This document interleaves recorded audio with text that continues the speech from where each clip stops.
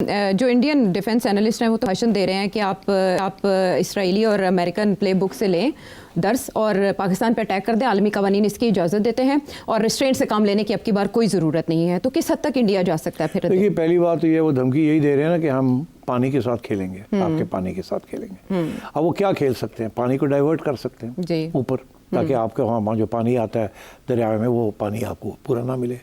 वो रातों रात नहीं हो सकता, उसके लिए पूरा इंफ्रास्ट्रक्चर बनाना पड़ता है पानी लेने के लिए। डैम्स तो सिर्फ हाइड्रो इलेक्ट्रिसिटी के लिए आप बना सकते हैं, स्टोरेज के लिए नहीं बना सकते, या डाइवर्ट कैनाल्स नहीं कर सकते वहाँ से अंडर द ट्रीटी। आज अगर ट्रीटी को ख़त्म भी कर देते हैं और इंडिया ये फैसला करता है कि वहाँ से पानी लेना है इंडिया ने, तो इंडिया को पानी के लिए वो इंफ्रास्ट्रक्चर बनाने के लिए कम से कम 5 से 10 साल चाहिए। तो ये रातों रात तो कर नहीं सकते। दूसरी बात यह है कि अगर इंडिया ऐसी हरकत करता है तो फिर एक प्रेसिडेंट सेट हो जाता है कि जो ऊपर वाले पानी वाले हैं, वो अपर राइपेरियन, वो अगर यूनिलैटरली आपका पानी डाइवर्ट करते हैं तो फिर सिर्फ इंडिया पाकिस्तान के साथ कर सकता, तो चाइना इंडिया के साथ कर सकता है। चाइना सारा इंडिया का बाकी जो दरिया हैं जो आते हैं वो चाइना से आते हैं, तिब्बत से आते हैं, चाइना से आते हैं। तो अगर ये इंडिया ने पाकिस्तान के साथ ये किया और एक नया प्रेसिडेंट कर दिया कि जो इंटरनेशनल ट्रीटी है उसको वायलेट करके और अपर राइपेरियन के तौर पर पानी डिनाई कर दिया टू अ लोअर राइपेरियन, तो फिर चाइना भी ये कर सकता है कल को। तो इंडिया इतनी बड़ी रिस्क नहीं ले सकता कि वो ऐसी कोई चीज़ करे जिसके साथ इंटरनेशनल ओपिनियन जो है वो इंडिया के ख़िलाफ़ हो जाए और एक ऐसा प्रेसिडेंट बन जाए कि चाइना भी उनके साथ कर सके कल को। तो ये नहीं करेगा इंडिया, किसी किस्म का इंफ्रास्ट्रक्चर नहीं बनाएगा। हाँ, थोड़ा बहुत तंग कर सकता है टाइमिंग्स के ऊपर, पानी जो रिलीज होता है from the dams and so on and so fourth, specially on the Jhelum. तो ये छोटी मोटी हरकतें कर सकता है, बट उससे खास फर्क नहीं पड़ेगा। So there is no danger कि our river flows will be affected. ये जो है ना मुअत्तल कर दिया, मीनिंगलेस, एक इट्स जस्ट ड्रामा। आगे आइए लोग, ये जो आपने भी बात की कि जी इसराइलीज की ये करते हैं वो करते हैं स्ट्राइक्स, वो करके देख लिया उन्होंने बालाकोट किया था तो आपने देखा क्या हुआ। तो वो अगर करेंगे तो जैसे वो कहते हैं ना, मुंह तोड़ जवाब मिलेगा, अभिनंदन की तरह का जवाब। वो फिर नहीं, वो उनको पता है हमारी air force is very strong, better than their air force. और अगर तो ये वो भी नहीं है, स्ट्रेटेजिक स्ट्राइक्स अगर करेंगे भी तो वापस जो है ना चपेट पाएगी सर्जिकल स्ट्राइक के जवाब, वो वापस वही होगा। व्हाट अबाउट एलओसी अगर दोबारा गर्म कर देते हैं? अब इश्यू ये है कि एलओसी को गर्म करना, मैं समझता हूँ कि वो एलओसी ही गर्म करेंगे। मुख्तलिफ जगह के ऊपर वायलेशंस होंगी, लड़ाई झगड़े शुरू हो जाएंगे और सीज़ फायर ख़त्म हो जाएगी। ये इसलिए कि इसके साथ वो अपनी मीडिया को बता सकते हैं हमने वो इसको प्रिटेंड ये करेंगे कि हम गए थे 25 मील, हम ये डिस्ट्रॉय करके आ गए। अच्छा, ठीक है। और वो लैंड बेस्ड होगी, जहाज़ वाला नहीं रिस्क करेंगे। तो जहाज़ रिस्क करते हैं, वो गिर जाते हैं तो एविडेंस मिल जाती है कि ये हुआ है। ये फौजी जब मारे जाते हैं इधर उधर पता ही नहीं लगता कहाँ मारा गया, कौन मारा गया। जो मर्जी आप बयानिया बना ले वो बयानिया बन जाता है और इंडियन मीडिया तो अपना बयानिया को चलाएगा। तो मेरा ख्याल है एलओसी के ऊपर ये गड़बड़ करने की कोशिश करेंगे। और अभी खबरें आ रही हैं ऑलरेडी कि एक आध जगह पे इन्होंने ये कहा कि हमारा एक बंदा मारा गया, हमने 3 उनके मार दिए एंड सो ऑन। जबकि पाकिस्तान ने कहा कि एक फौजी पकड़ा है हमने।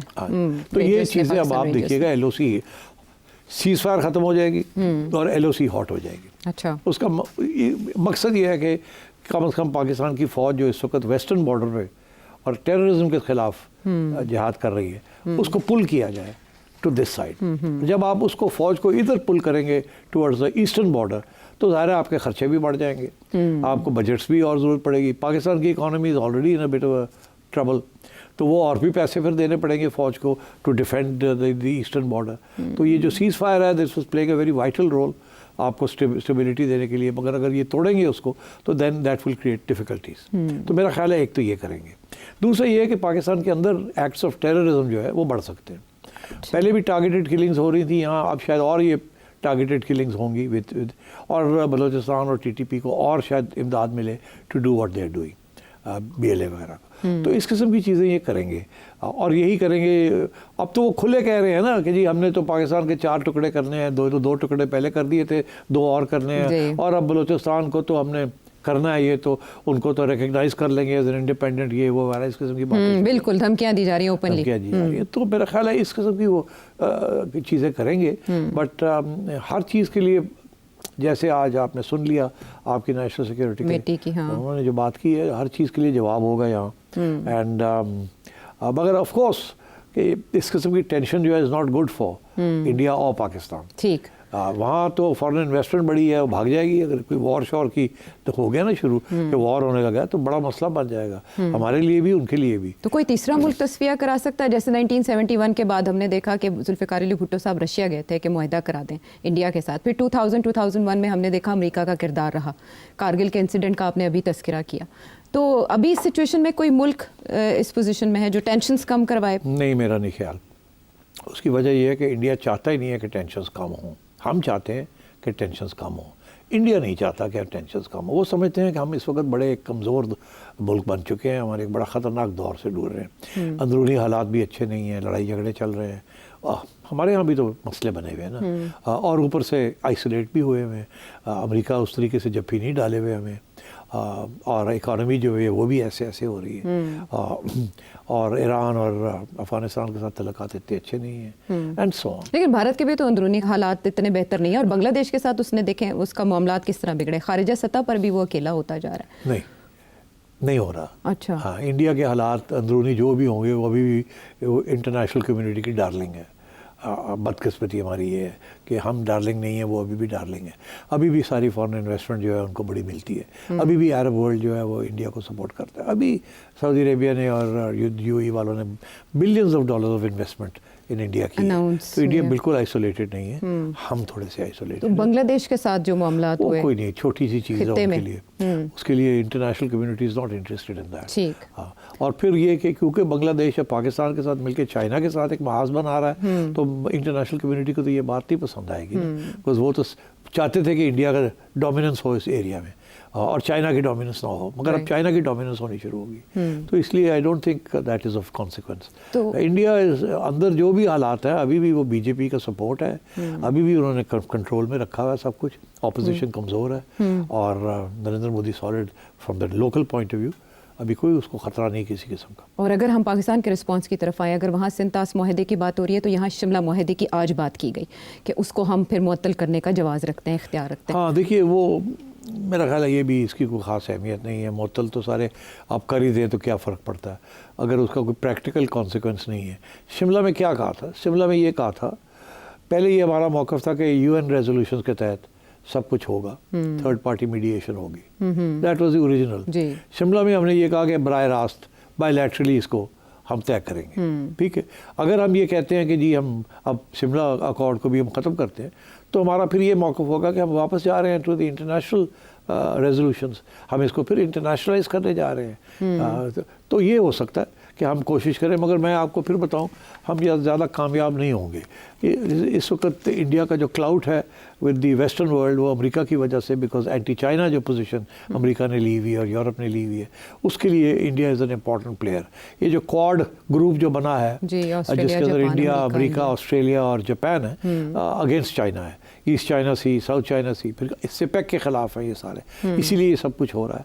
तो मेरा ख्याल है इंडिया को इससे कोई फ़र्क नहीं पड़ेगा। इंडिया चाहता है कि पाकिस्तान को किसी तरीके के साथ तोड़ दिया जाए और पाकिस्तान को आइसोलेट किया जाए, और उसके लिए सबसे बड़ा उनके लिए जो अहम रोल अदा कर सकता है वो अमेरिका है।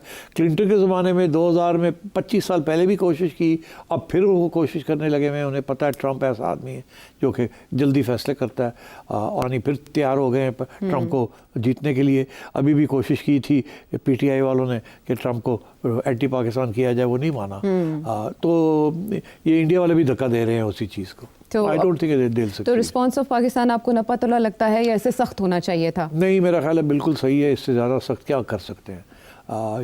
यही कह सकते थे ना कि जी हम भी अब कोई कार्रवाई करेंगे इंडिया के खिलाफ, या इंटरनेशनल इंक्वायरी का कह देते इस वाक़े की। नहीं, वो तो देखिए, वो तो हम कह रहे हैं, काफ़ी अरसे से कह रहे हैं कि इंडिया की जो हरकतें हैं इनको इंटरनेशनल, मगर इंटरनेशनल इंक्वायरी कौन करेगा? तो यूएन ही कर सकता है, यूएन के अंदर हमारी बात सुनने के लिए कोई तैयार नहीं, टू बी वेरी ऑनेस्ट। इसीलिए कश्मीर का इशू जो है वो दब गया हुआ। तो अब मेरा ख्याल है कि बड़ा अच्छा रिस्पॉन्स है, सोबर है, और कोई वॉर मंगरिंग नहीं है, मगर बड़ा फर्म रिस्पॉन्स दिया है, और ये देखना पड़ेगा ऑन द ग्राउंड क्या होता है आगे। अब इंडिया जो भी करेगा उसका काउंटर होगा, और काउंटर मैं समझता हूँ वही होगा 1+, बिकॉज और कोई रास्ता नहीं है। अब ख़तरा उसमें ये है कि ये बात हाथ से न निकल जाए। इंडिया कुछ करता है, फिर हम काउंटर करते हैं, फिर इंडिया कुछ करता है, हम काउंटर करते हैं। हमारी हमेशा कोशिश ये होती है कि एक 1+ ही हो, 4 बंदे मारते हैं, फिर 5 मार देने हैं, 3 जगह तो अटैक ही 4 कर देने हैं, ठीक। और मगर अगर ये LOC हीट हो गई और थ्रेट ऑफ वॉर होगी और इंडिया ने आर्मीज मूव करनी शुरू कर दी तो फिर इंटरनेशनल कम्युनिटी कूद जाएगी और बातें शुरू हो जाएंगी। मगर एक बात वाज़ेह, लास्ट वर्ड, कि ये जो कुछ हुआ है, अब अगर आप ये ना तवक्को करें कि ये जल्दी जो है ना बर्फ़ जो बन रही है ये पिघलेगी, ये ऐसे ही चलेगा। अब इंडिया पाकिस्तान के रिलेशंस ठीक नहीं होंगे for some long time, unfortunately. तजारत भी नहीं होगी। आप देखिए ना 2019 के बाद अब 25 हो गई है, अभी तक तजारत नहीं हुई। एक चीज़ की थी उन्होंने कि उन्होंने कश्मीर को हज़म कर लिया था, उसके बाद तजारत ही रुक गई, आना जाना रुक गया। ठीक, जब तक बीजेपी भी इंडिया में है, आप तवक्को ये मत करें कि इंडिया पाकिस्तान के तल्लुकात ठीक होंगे या बेहतर होंगे या सॉफन होंगे। और ना सार्क होगी ना इस किस्म की चीज़ें होंगी। अब पहले तो ये सार्क वाली बात भी चल रही थी ना कि आगे सार्क भी होगी। आज तो सार्क मेंबर्स के हवाले से भी वो फारग हो गया, फारिग कर दिया वीज़ास को। वीज़ा तो होने थे मगर वो सार्क कॉन्फ्रेंस भी थी। पहले इंडिया नहीं आना चाहता था पाकिस्तान और नहीं करना चाहता था, तो अब तो बिल्कुल आप टेंशन बढ़ती हुई देख रहे हैं। टेंशन शॉर्ट रन में बढ़ेगी, मीडियम टर्म में स्टेबल हो जाएगी, लॉन्ग टर्म में सोल्यूशन कोई नहीं है। ये ऐसे ही चलेगा until the BJP changes and there is a new government in India, और शायद कोई और नए हालात डेवलप हों जिसके साथ को अमन की बात हो। मगर अभी कोई चांस नहीं है अमन का, चांस वॉर का भी नहीं है, मगर टेंशन बढ़ने का चांस है।